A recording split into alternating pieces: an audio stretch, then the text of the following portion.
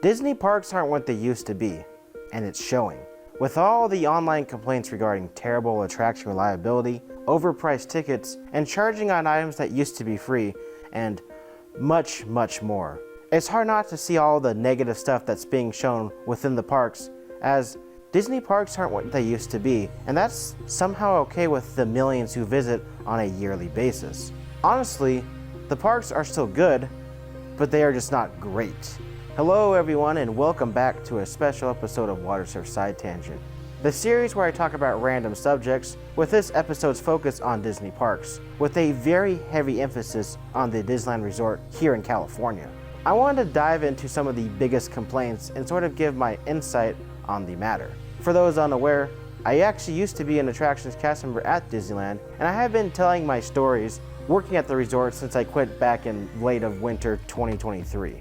Now, if you'd like to join me on this magical adventure where I discuss the parks in a bit more detail, then find yourself over in row number 1 for this roller coaster ride we're about to go on. If you don't have the time, there's a pinned comment down below that has a too long didn't watch synopsis of this entire video. You'll miss out on some of the details, but I know some of you don't have the time to sit and listen to some random dude online talk about Disney parks. For those of you willing to stay, hop on in. Go ahead and buckle up that seatbelt. It goes from right to left only, and then give that yellow tab a nice old tug as it's go time, baby.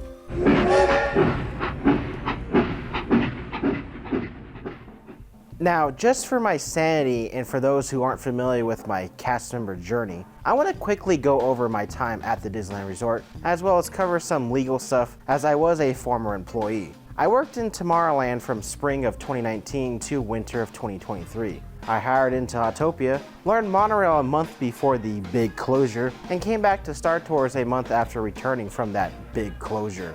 Those were my 3 attractions I worked off and on for a little over 4.5 years. I was even a lead/supervisor at the monorail for 6 months and saw a lot of first-hand technical issues with the trains, as well as dealing more than the average attractions cast member experiences. Yeah, I will admit that there were some technical issues at all 3 of my attractions, some of which were even noticeable to guests that visited the attractions that I worked, which I will cover later in the video. Just know that some of the information I will be saying in this video brings up the legal stuff part of this small chapter. Please know, for legal reasons, not everything I will be saying is 100% accurate, as things may have changed since I left. This is also from a past perspective and does not reflect anything currently going on at the resort. On top of that, I will differentiate anything that was word of mouth, as in I heard from another coworker, to what I actually saw happen. You know, actual problems with the attractions that were blatantly obvious even if you weren't paying attention, because boy wee. Everything else stated in this video does not reflect any statements or opinions held by the Walt Disney Company, even though I was a former employee. This is from my perspective, and all these thoughts and or opinions are my own. I will be also defending the company in this video as well, and you will see as I progress into this video. Now, without further ado, let's finally get started. Unless you skip past this chapter, then this is all pointless.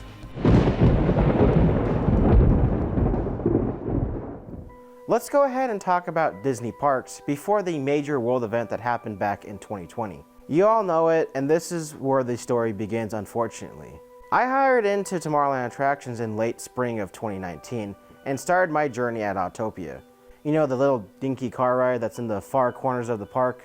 Yeah, that one. It'll be relevant to the story later. I, like many others, had started my Disney journey and saw things from a new perspective. Working at the park during this time is what I will call the bliss period. The entire atmosphere of the park was great. I didn't have any issues with coworkers. I didn't even know who my managers were. And I didn't have any crazy issues with guests. At least, nothing compared to what post-pandemic guests were like. You may ask, why is this all important? Well, both as a cast member and a guest who attended the park during this time, I felt overwhelmingly happy at this place. I've been to Disneyland before, hundreds of times, but it was a great feeling that I wish I could have every time I came back to this place. You hear the phrase, the magic dies when you work for the mouse, and I would say that's true to an extent. I will say that I enjoyed my job, even up to my final days, but changes were on this way during this time, and I don't even think the company was ready for it. As you probably know, all the Disney parks globally shut down in like mid-March of 2020. I will admit, I don't think anyone was ready for this. My little time in paradise was cut extremely short, as I didn't even know the news until the day it happened. There were rumblings in the news outlets, and eventually it was officially told to all the cast members 2 days before the parks were closing. Yeah, it was the right call, but it seemed a little off that the last people to find out were the cast members. Like, why did the news know before the cast members did? For about a week after the shutdown, pretty much all cast members were not coming into work, while only the leads and managers were coming in just to, I don't know, wait for more news, I guess. They were just sitting around bored. We were told that we were going to be out for about 2 weeks, and that 2 weeks turned into 13 months. The upside to this is that the company actually paid us for what our normal hours would have been during the month after the closure. We were still being scheduled for that month, but we didn't come in. But hey, at least we were still getting paid, and I can thank my union for that as well. Now, Disney World ended up opening again in, I believe, July of 2020, but Florida had different restrictions in place than California. California didn't allow any theme parks to open until April 1st of 2021, and this led to pretty much all workers in the field being put on furlough. Basically, we were still employed, but not working or getting paid. I'm not sure how it worked for the full-time employees, as I was still part-time at the time. Reason I bring that up is because full-timers get all the medical benefits and such. Well, after being on furlough for so long, the company made the move that I believe hurt them in the long run. 32,000 workers were laid off. Why? Honestly, I have no idea. The speculations are that it was for tax cut reasons, but why lay off a huge chunk of your workforce, especially when they weren't getting those benefits that I stated earlier? I, like many others, were devastated. The only upside to this was California's labor laws and the fact that we got 2 months of severance pay matching our average hours worked. So at least I was getting 40 hours of pay every week until the end of the year. Now, why was this mass layoff important? Well, some of those that were laid off never came back as they found new jobs, or they had to move back home as they were not from California. I had the hope that I would eventually get rehired when they eventually reopened, but that was not the case for many others. Something I don't really see discussed with this massive layoff is the rumor that a lot of cast members who worked for the company for decades ended up getting forced retired or told to take an early retirement. I don't know how concrete this statement is, but I heard it from a bunch of my other coworkers and some of my union representatives. The reason this is important, as some of those coworkers of mine were part of the maintenance team and left big holes in certain departments. Some departments were completely wiped off the board, such as the team in charge of FastPass, and others that I'm probably missing, and I do apologize. The only upside to this is those who were transfers or promoted to different departments that had these massive layoffs, they had bumping rights. This meant some of my coworkers that moved over to the Team Disney building or wherever else in the company were able to go back to being an attractions cast member or whatever other department they were in before this, as this was the previous job they had before they were promoted. That's nice for them, as at least they still get to work at Disneyland. It is a shame though that a lot was lost due to this global event, and it still shows its ugly repercussions today. Some of these repercussions are heavily tied to attraction reliability as well, and I will get into that later in the video. I was eventually recalled thanks to my union and their actions to get everybody who was laid off the chance to be rehired with their full seniority. Basically, it was like I never left, and I can tell you it was a surreal feeling being called back after 15 months, and that's what we're going to get into next.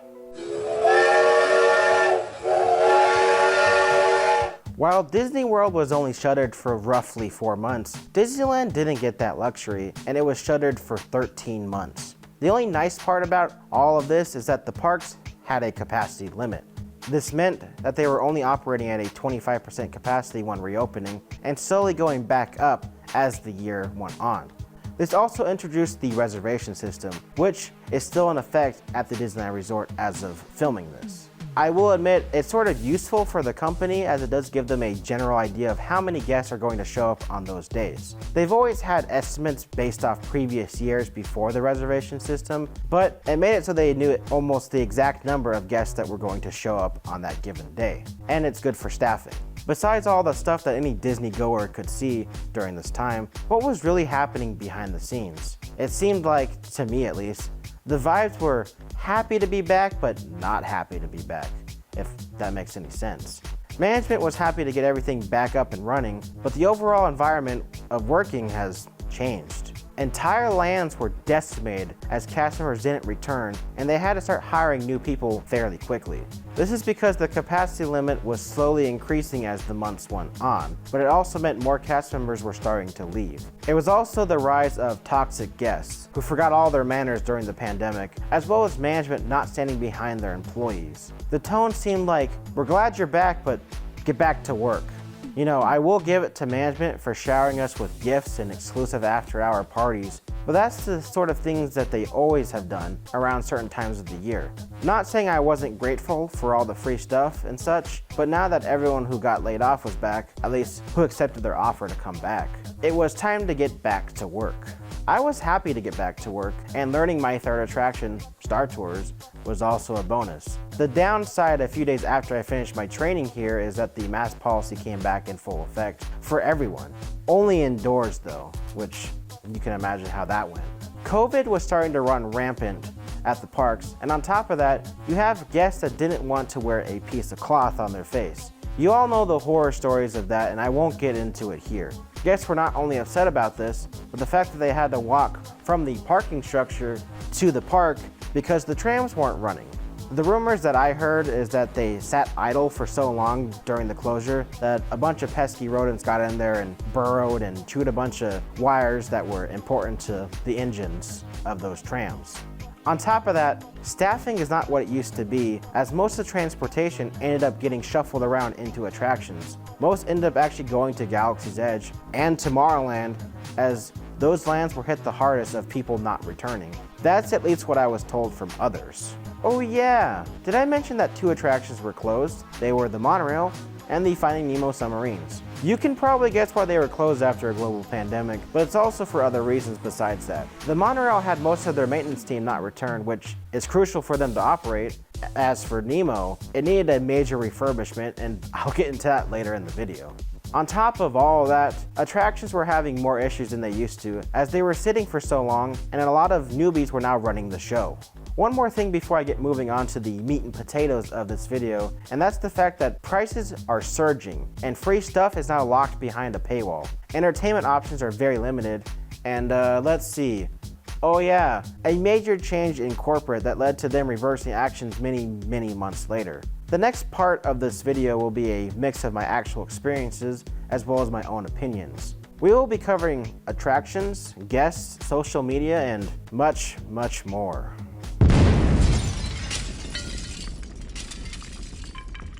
Ah yes, the main reason I figure majority of people visit the parks, and that's to go on the attractions, aka the rides. This is the bread and butter of the park, and if you pay all that absorbent amounts of money just to walk around and not ride anything, well, that's sort of on you. As you may know, attraction reliability hasn't been the best. Some things are just straight up broken, and others aren't operating as smoothly as they used to be. I will admit, this is a combination of unaware guests, but also new cast members not being 100% familiar with their operations, or just not caring, sadly. Yes, there is also stuff that breaks on the attractions, but let's address the obvious first.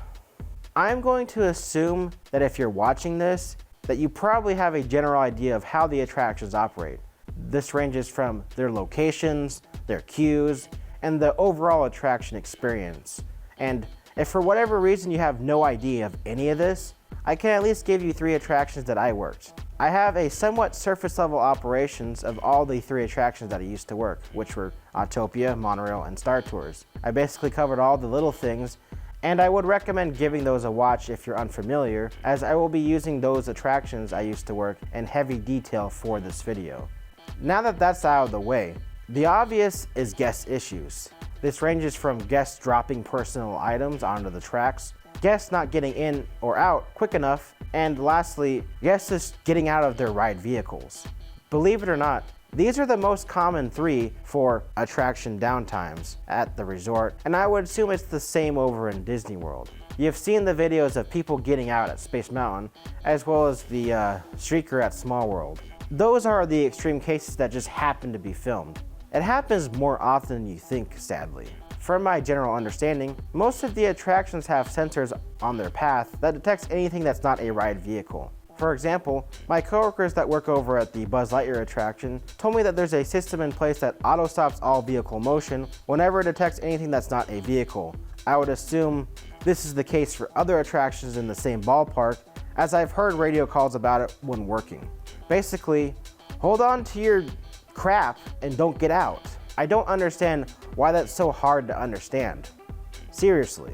Moving over to the attraction that I actually knew, Autopia. This one became notorious for idiots hopping out of their cars. I understand that it sucks when your car stops moving, but would you hop out of your car on the freeway? No? Okay, just checking. Believe it or not, they had to change their rules at Autopia because there was this one summer where someone was getting out of their car every single hour. I saw it happen firsthand, and I have dealt with people doing it. Trust me, those cars hurt when they barely tap you. And I don't understand why safety goes out the window. I kid you not, I had someone say straight to my face that they can't get hurt at Disneyland because it's magical. Reality still applies there, buddy. Anyway, the other issue is just what they call a cascade.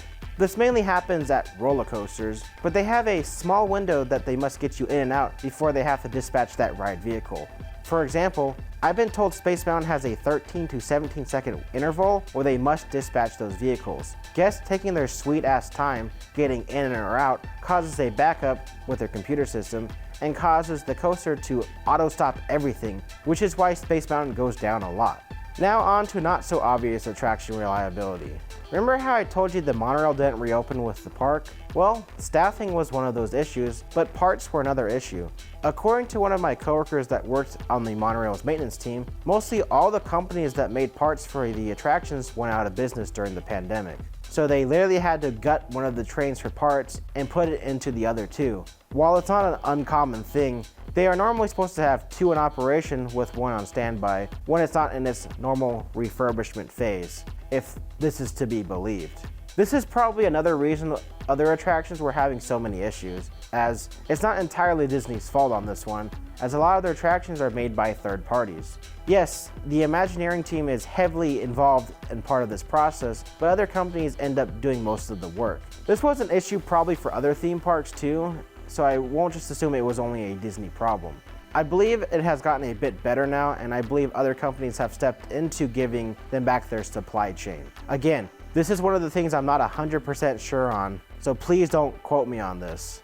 The last sort of issue is newer cast members. Yeah, obviously newer employees aren't going to know the ins and outs of everything within the first month of working anywhere, but that doesn't give the excuse the fact not to ask questions or for help from veteran cast members. I talked about what it was like working Star Tours, and I will be covering my other two attractions as the months go on in my Cast Member Stories podcast thingy, if you are interested in coming back to my terrible channel.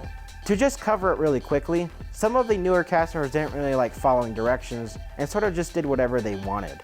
They would barely scrape what I call the bare minimum and give sass when given corrected action by anyone that wasn't their supervisor. It didn't help that they were giving more leniency to these newer cast members as the parks were bleeding employees. It was so bad at one point that every new cast member we got, another two would end up quitting, and that was just in Tomorrowland from what I overheard from other coworkers. Basically, the bar is at an all-time low, and attractions aren't running efficient as they used to be pre-pandemic. It doesn't help that a lot of veteran cast members or full-time cast members work in the morning while the leftover newbies are in the evening. Basically, with no one to correct or help mentor these little tadpoles, they just learn bad habits off one another. And I'm not going to get into that here. Let's go ahead and talk about this more in detail in this next chapter.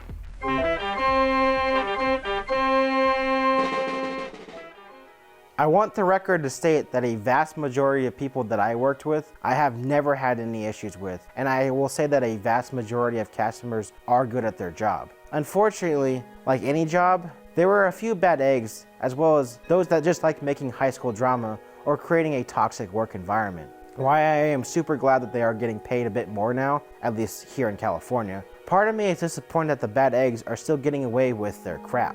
I really wish that some cast members will understand that they are there to do a job, and the guests always come first. right behind safety, of course.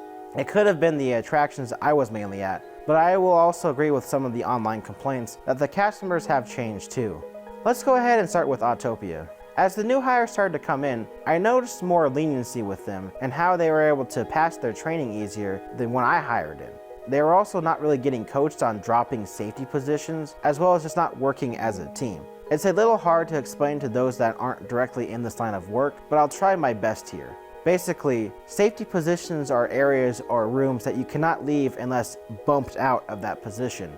An example is someone that's watching the monitors at Star Tours, and they always must keep their eyes on those monitors at all times. When they rotate those positions, a second cast member comes in, starts watching the monitors, so the first cast member can leave. At Autopia, this works in areas on platforms or certain areas of the attraction, one of which is the position that waves the cars into the station. Newbies would step off this platform and restart the cars instead of calling another cast member on track to do it, which is a position that they can technically leave as there's 2 or 3 other people on track during a normal operation. Another thing is just not communicating with each other or not doing their job efficiently.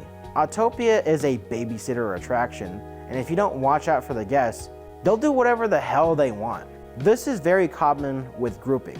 As cast members, we assign guests at spots via numbers and colors. For example, a party of 3 is driving 2 cars, and they will need to split up at numbers 4 and 5 red. Now, most of the time, it's general confusion as it might sound like rights instead of red, but sometimes they would decide that last minute they all want to go together, or one of them wants to race, so they go over to 4 blue, which already has someone standing on it, now separating them from their party.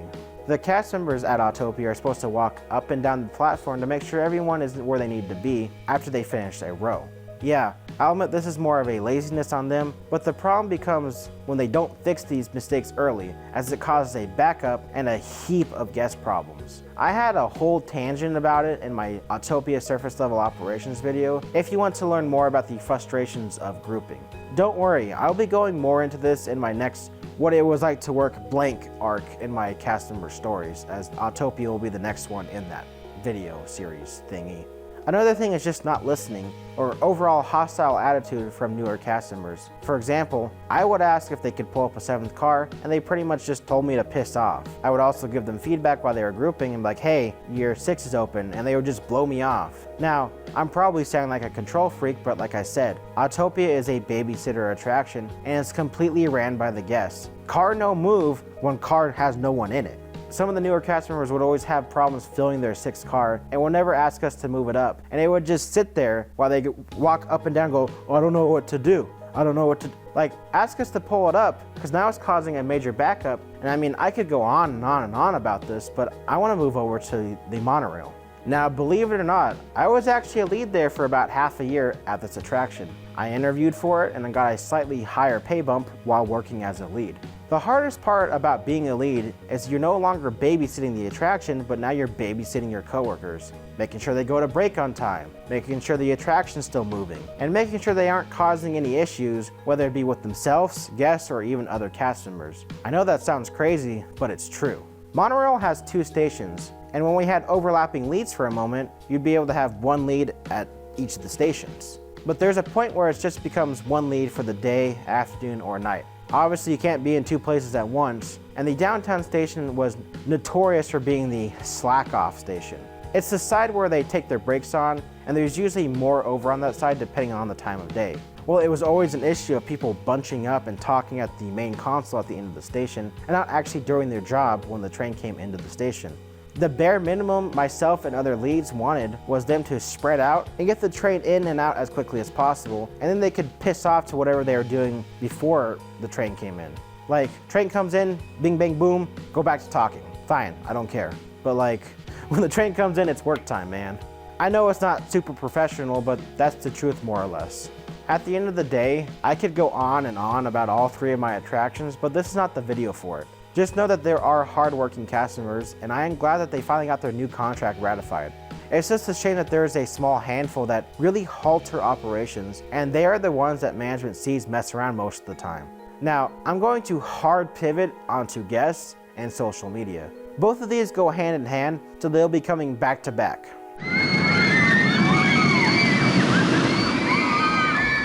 Guests are the reason the parks still operate, obviously.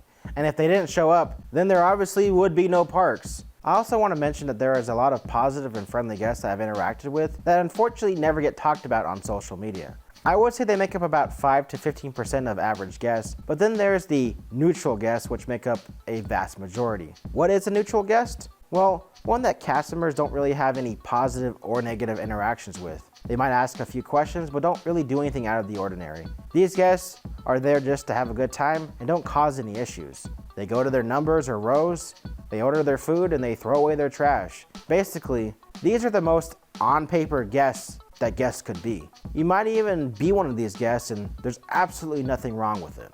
The actual problems lay within negative guests, and boy I can tell you that these have gotten much worse since the parks have reopened from the pandemic. What used to be 1 out of every few 100 was now 1 out of every 10 to 20 guests. These negative guests have been the sole driving factor of some cast members quitting. I should know, I had multiple coworkers put in their 2 weeks after one terrible encounter on the same day. It doesn't help that the entitlement of these guests either. Everyone paid the price to get into the parks, and that doesn't make them special. Moving on to the whole DOS pass situation, and that is Lightning Lane was one of the causes of these terrible guests and the rise of the DOS system being heavily abused. Yeah, I know it sucks that Disney is price gouging wherever they can, but abusing the disability system is the reason they have the stricter rules in place now. I believe this was even an issue a few years ago after people kept abusing the wheelchair method. It used to be where if you had a wheelchair you could skip the line, but they have since revoked that as an influx of people were faking disabilities to skip the line. Now if you have a wheelchair, you can wait in the actual line. Since the introduction of Lightning Lane, they have changed how you used to get DOS passes, and it was all done online and through the app, which was sort of based on the honor system. I understand that this new change is hurting those who actually need it, but I can tell you firsthand I was getting more DOS passes than I was Lightning Lane. What used to be 1 out of every 10 guests using DOS, after Lightning Lane was introduced, it seemed like it was 1 out of every 4 or even 5 guests using DOS. I know not all disabilities are visible, but don't brag about it in earshot of cast members. I overheard so many conversations about people abusing it, and hell, there are so many videos online about abusing it. It's basically the phrase of, if you give an inch, they'll take a mile. I am sorry if you're getting denied from DOS now, but this was probably a better call. Also, from a former cast member, if you really have a medical issue that doesn't let you stand for long periods of times or anything else, just let a cast member know. Most of them will make accommodations for you when possible. I also want to touch on negative guests a bit more before I move over to the social media topic. There is absolutely no reason to lose your over something that's out of their control. There is absolutely no reason for you to get out of the ride vehicle and wander the attraction because you wanted to get a picture for the gram. There is absolutely no reason to be a crazy person and do the no pants dance at a theme park for families. I have 5 different videos on the insane things guests have done for my 3 attractions, and I want to highlight some of those if you don't want to go and listen to those because I know they're kind of long.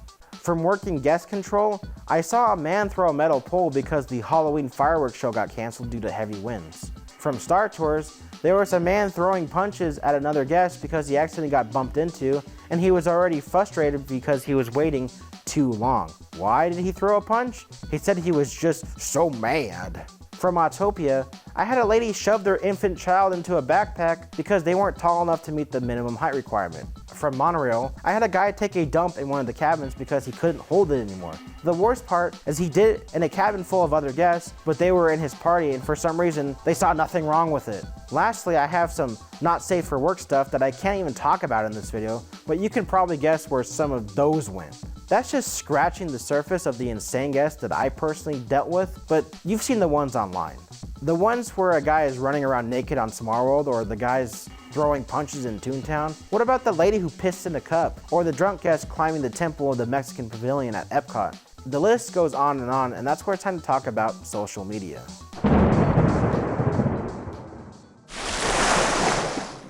Social media is both a blessing and a terrible, awful curse to Disney and other theme parks. When anything happens, you know for a fact it's going to get around and get around fast. Granted, it's usually guests being a complete douche canoe to another guest or cast member, but even the neutral and positive stuff gets around too.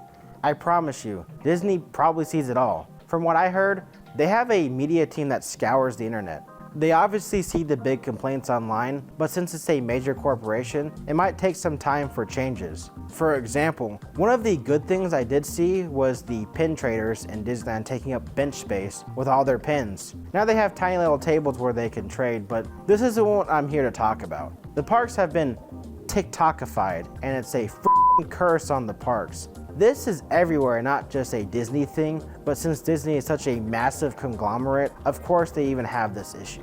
All the information and misinformation about the parks is spreading like wildfire on social media platforms. Everyone gets massive FOMO looking at other users' videos that the parks are pretty much always busy now. I mean, it's great for business and great for hours for cast members, but at the same time, it's bad for consumers. You hear all these complaints online about parks being overcrowded and attractions being broken and everything under the sun about how Disney is both good and bad. Take a moment and don't believe everything you see online. Seriously, take a moment.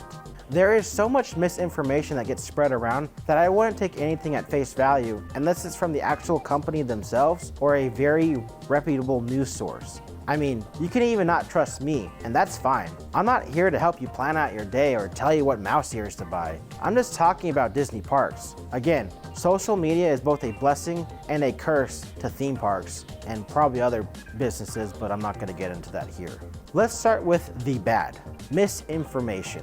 I got it constantly at the monorail. Some dummy would come up to me and tell me they saw on TikTok or Instagram that the monorail drops them off in Galaxy's Edge. I don't know who started this rumor, but they need to be slapped upside the head with one of those $200 lightsabers. It was a constant barrage and still probably is, at least one a day when I was working there. Not only was it the misinformation, but it was the entitlement with certain guests when they told us that we were wrong and that TikTok was right. I'm going to stop you right there. Stop scrolling and get off your phone. Cast members should know the bare basics of their attractions, and even if you look on a goddamn map, you can see that nope, the monorail does not stop in Galaxy's Edge.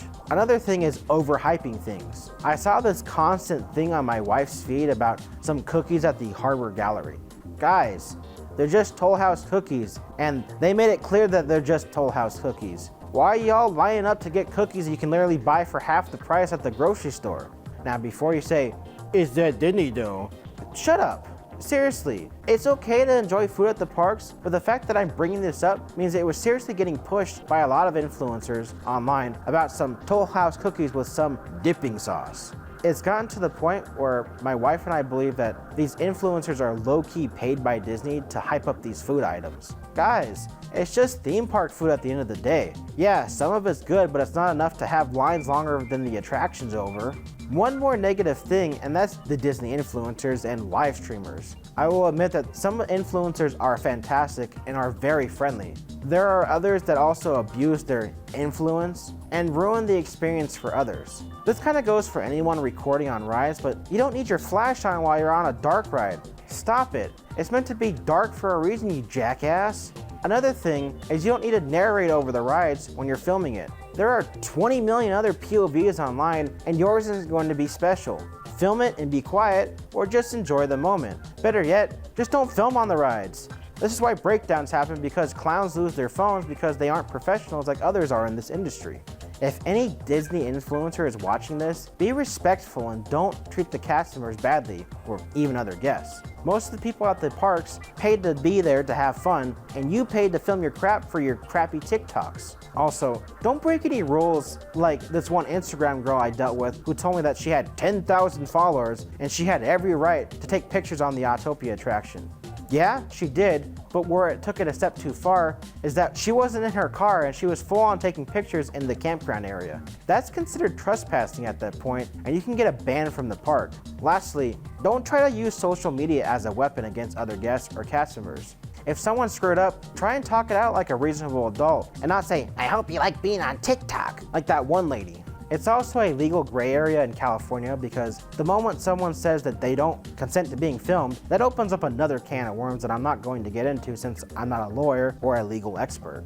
The only upside with social media is the free publicity Disney gets. Disneyland is one of the most photographed parks in the world, and we have this saying for cast members: always assume that there's at least 3 cameras on you, and possibly more if you're around entertainment. It's okay to take pictures and record stuff for your memories, but it's just become such a bogged down thing that it's just okay to live in the moment, guys, and it's okay not to be on your phone the entire time. The best moments at the parks are when you're in that moment.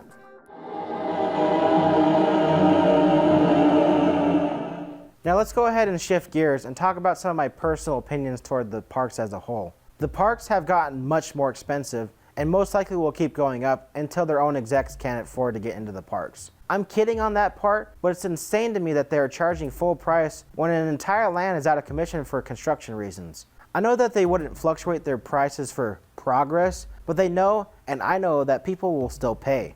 There are stories of people going into massive amounts of debt to take Disney vacations, and it's not worth going into debt over until actual changes happen. I mean, have some financial responsibility, guys, but I'm not going to get into that here either. In my own opinion, I don't see prices going down, nor do I see Lightning Lane going away. I understand that they have a business to run and they're in the business to make money, but when cast members literally have to threaten to strike with their unions just to get paid a reasonable wage, it's a little ridiculous when you have to pay $30 per person to get a Lightning Lane multi-pass, and that's not even for the big boy rides that require a separate purchase via a la carte. It's also ridiculous that guests are paying all this money and yet some attractions are still in disrepair where they are literally being held together by duct tape. Granted, duct tape is painted over and you'd never know that the monorail has scraped the station a few times coming in since they slapped some fancy tape on it.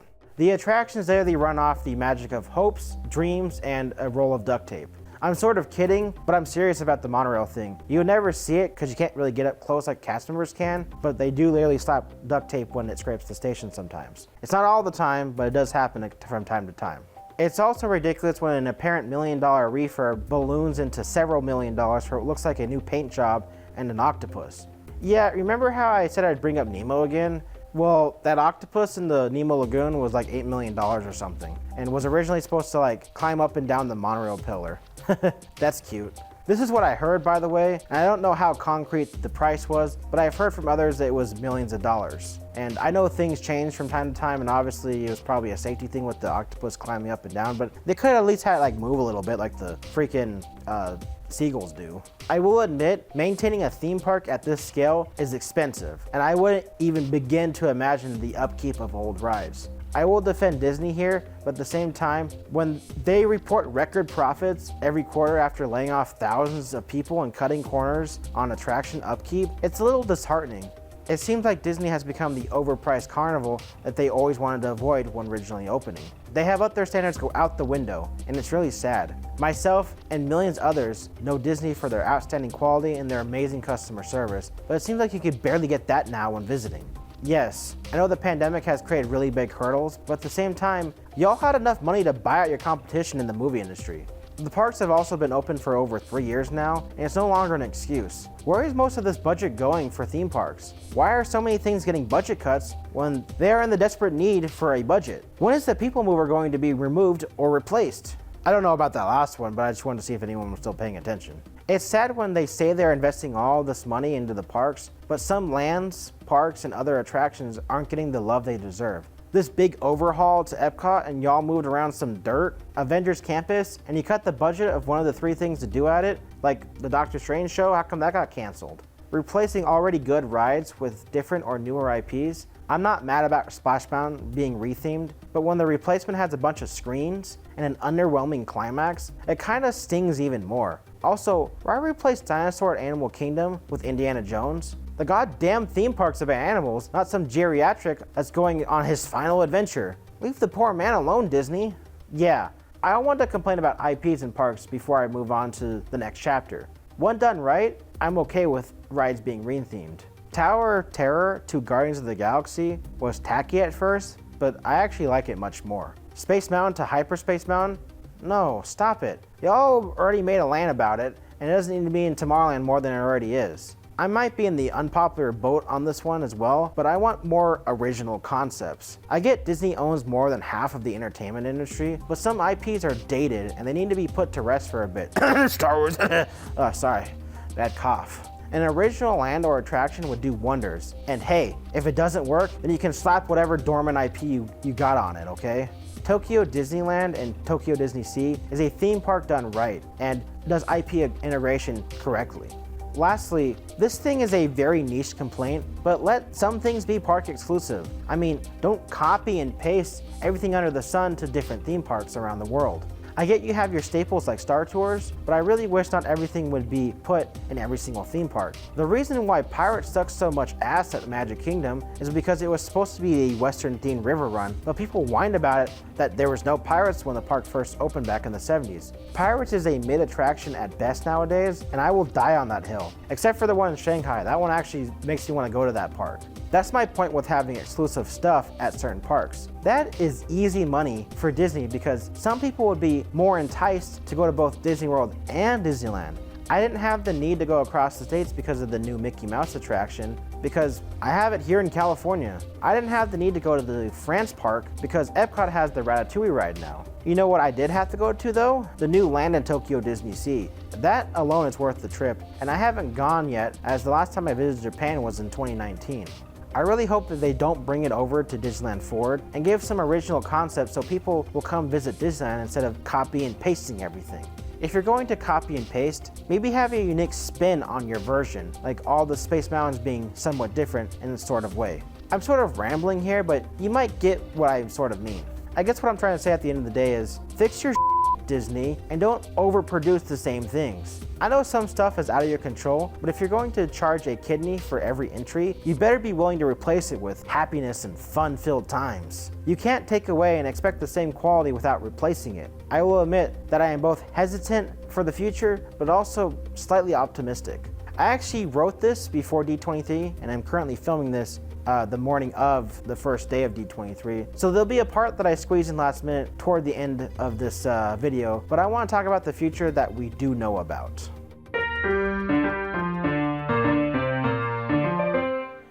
This is the last chapter before my final wrap up. The over-promising and under-delivering of Disney lately has been astounding. I get some things might not make it past the research and development, but you don't have to scream it to the heavens when you're making a super cool Avengers ride and then hard pivot to something else. Which, as the day before recording this, they actually showed off the ride vehicle, so I honestly thought that was going to be another under the rug thing too. So good on you, Disney. Anyway, they also said that Autopia is going electric after a major news outlet reported on Autopia. Do I actually think Disney will follow through on that? No, not really. I've heard that the contract with Honda expires in 2026, but Autopia is such a nothing attraction that most day guests don't even visit it. And I should know, as I used to work it, but part of me wants to be proven wrong because it's in desperate need of a refurb on those cars. It's just sort of disappointing when a final project is nothing like it was promised. The greatest example is Galaxy's Edge. They opened it with only one of the two attractions after promising it was going to be the craziest thing ever. Well, the opening was so lackluster that nobody showed up because the other ride, Rise of the Resistance, wasn't going to open for another half a year. I can tell you, if it opened with that and the subpar Star Tours, it would have been a slam dunk. But nah, open it half done. Idiots will pay the money anyway, am I right? It didn't help either that a global pandemic shut them down 2 months after Rise of the Resistance opened, but still. Another thing I want to talk about was that whole what if scenario at the last D23. Like, what if you actually opened what you promised, huh? What about that Mary Poppins ride at Epcot? What about the Play Pavilion? Don't even get me started about that spinny ass teacup ride that showed up Animal Kingdom. I don't know what the hell that is. Go big or go home, Disney. Either show it off when you're close to being done like Universal does, or stop promising stuff that'll never come. I know it's only concept art to gauge interest, but at the same time, don't say it's gonna have all this neat stuff only for it to be the equivalent of a modern AAA video game. You can't show off all this cool stuff in the trailer only for it to be omitted from the final product, as well as some of it just being locked behind DLC or future updates, as an example.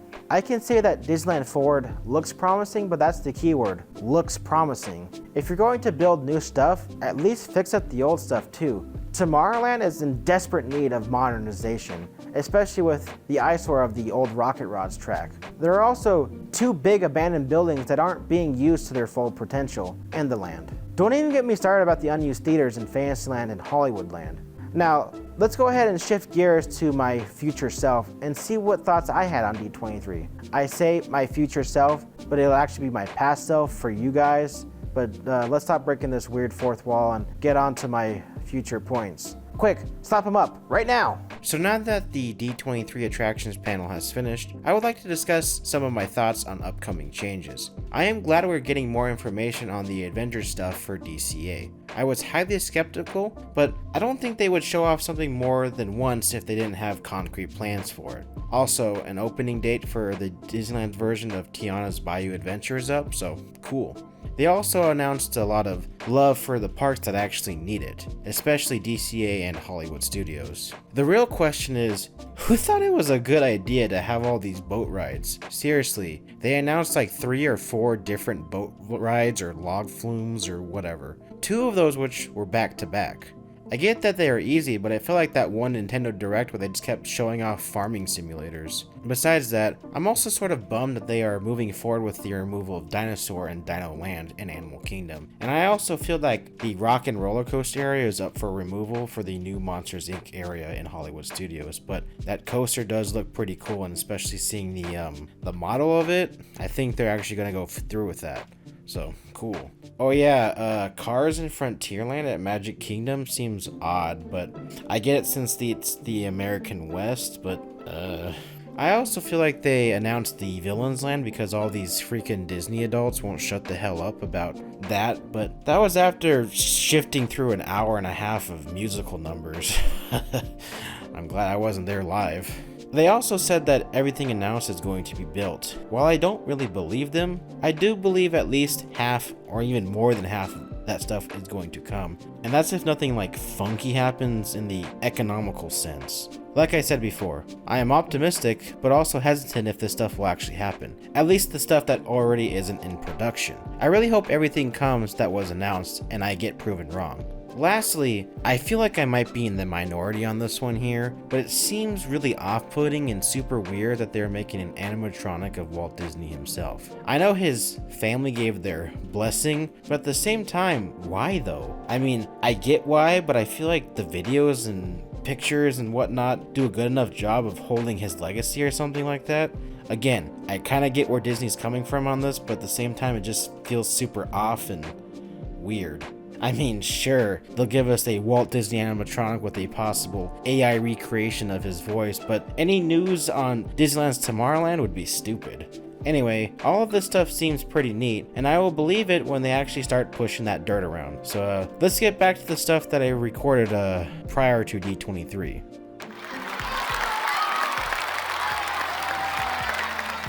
Wow. That sure was crazy, future me. I can't believe they said absolutely nothing about the thing that I said, or everything about the thing I didn't say. It was especially crazy when they said that blank was going to replace blank with blank, but only if blank happens to blank. Good times. As of filming this, I don't know what they announced, but I just say that don't have your expectations high, even if they do announce something really cool.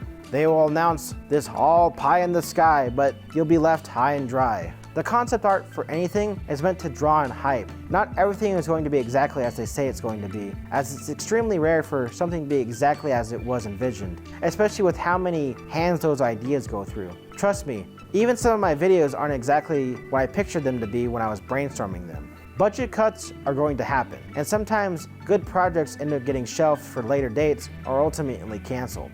I guess my final thoughts on everything is that I have much more to say about Disney, and I will say some more of it in my personal cast member stuff and my future videos. I just wanted to be clear that I understand how much of an undertaking it is to do what Disney does, and I know they have to appeal to their shareholders or something. I get it. Well, I mean, I don't really get it, as who really cares about some random fat nerd's opinion on the internet, as Disney is going to do what Disney does. If anyone from the company is watching this, don't just place yourself on a pedestal if you aren't going to prove that you deserve to be up on it. I know attractions don't always operate as they're machines, and sometimes running them pretty much all day and all night is going to have some hiccups. I know you gotta make your money, but squeezing it from those who can barely afford it in the first place is scummy. Doing a quick and dirty cash grab and not finishing things or canceling entertainment options because your entertainment customers want to unionize isn't cool. Obviously, I only saw this from the bottom of the totem pole, and the average day guest is seeing it even lower than I did.